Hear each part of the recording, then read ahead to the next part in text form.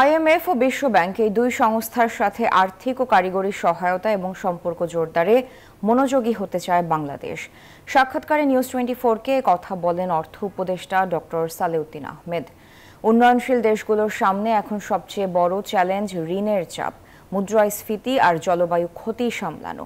যারা এসব মোকাবেলায় সাহসী সংস্কার আনছে, আইএমএফ তাদের পাশেই থাকবে, এমন বার্তা জানালো আন্তর্জাতিক দাতা সংস্থা আইএমএফ এর ব্যবস্থাপনা পরিচালক ক্রিস্টালিনা জর্জিয়েভা। আইএমএফ বিশ্ব ব্যাংক বসন্তকালীন বৈঠকের চতুর্থ দিনে আয়োজিত এক প্রেস ব্রিফিংয়ে এসব কথা বলেন তিনি। বলেন, বিশ্ব অর্থনীতি এখন এক কঠিন চাপের মুখে, সংকোচন আর অস্থিরতা চলছে একসাথে।